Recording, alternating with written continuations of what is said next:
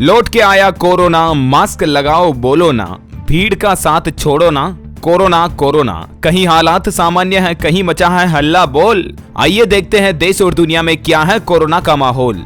जानना है कोरोना का डेली अपडेट तो मत हो बिल्कुल भी कंफ्यूज।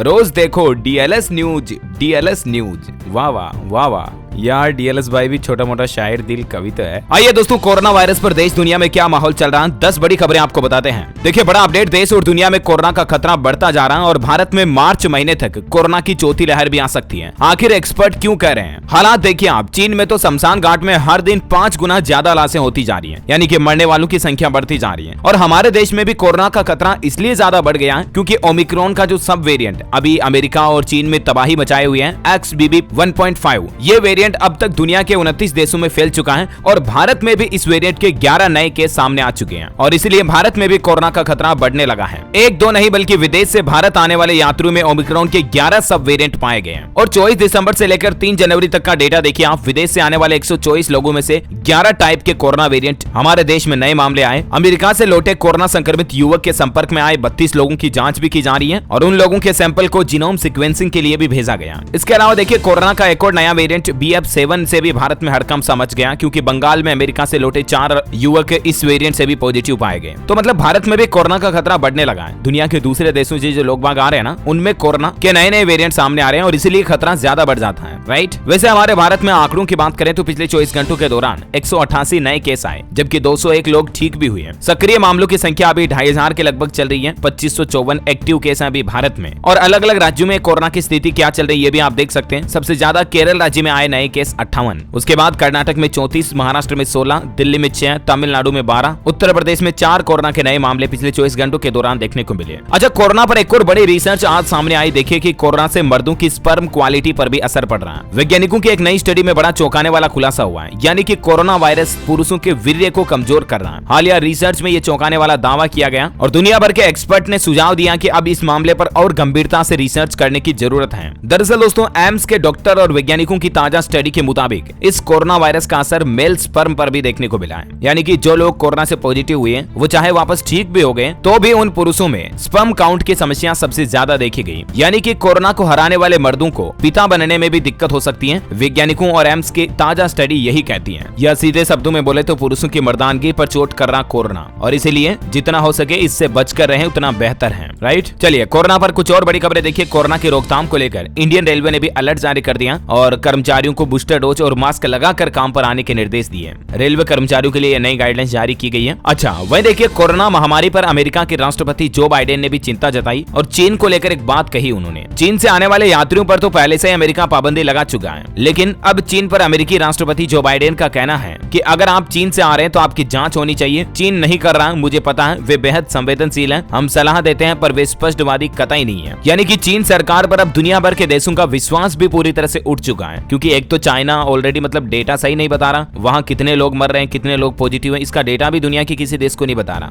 और ऊपर से चीन से जो यात्री जा रहे हैं उन पर दूसरे देश के लोग जो प्रतिबंध लगा रहे हैं उस पर भी चीन का कहना कि ये तो गलत है। वैसे पिछले 6 महीनों के डेटा को देखें हमारे देश में तो 66% बढ़े कोरोना के XBB वेरिएंट के मामले, और इस खतरे को लेकर भारत सरकार ने भी चेतावनी जारी की है। देशवासियों को कोरोना से सावधान रहने और सरकार ने राज्य सरकारों को पल्स ऑक्सीमीटर की उपलब्धता से लेकर मेडिकल ऑक्सीजन की क्षमता की मॉनिटरिंग करने के भी निर्देश दिए हैं। बड़ी खबर आ रही, छत्तीसगढ़ राज्य में भी सामने आया कोरोना के गंभीर नए वेरिएंट BF.7.2.1 का मामला। 5 लोगों की रिपोर्ट आना अभी भी बाकी है। राजस्थान जयपुर में भी कल कोरोना के XBB 1.5 वेरिएंट का मामला सामने आया था और ये जो XBB 1.5 वेरिएंट है ना, ये अब तक का सबसे खतरनाक कोरोना का वेरिएंट है, क्योंकि ये कोरोना के दूसरे वेरिएंट की तुलना में उनके कंपैरेटिव 100 गुना ज्यादा तेजी से फैलता है। और ऐसे में इन सब माहौल के बीच एक सबसे बड़ा सवाल ये पैदा होता है कि क्या भारत में कोरोना की चौथी लहर आने का माहौल बन रहा है? आखिर आंकड़ों का संकेत, आंकड़ों का गणित क्या कहता है? अब कोरोना वायरस की चौथी लहर की शंका करने के पीछे कुछ कारण है, जैसे कि पिछले महीने चीन और जापान समेत कई देशों में कोरोना के केस काफी ज्यादा बढ़े। अच्छा, दूसरा कारण कोरोना वायरस का जो BF7 वेरिएंट है जिसने चीन में तबाही मचा रखी है, उसके मामले भारत में भी सामने आ गए हैं और भारत भी अब चौकन्ना हो गया। ऐसे में क्या भारत में कोरोना की चौथी लहर का माहौल बन रहा है? इस पर एक्सपर्ट का ये कहना है कि अभी देश के ज्यादातर राज्यों में, ज्यादातर प्रदेशों में शांति है हैं। बाकी प्रदेशों में नए कोरोना के केस की संख्या में बहुत ज्यादा उतार चढ़ाव भी नहीं देखने को मिल रहा, लेकिन केंद्र सरकार सतर्क है और राज्यों को सलाह दी गई है टेस्टिंग और कोरोना वैक्सीन की बूस्टर डोज को बढ़ाने की सलाह दी गई है। साथ ही केंद्र सरकार ने एजेंसियों को वायरस के नमूनों की जीनोम सीक्वेंसिंग करने को भी कहा है,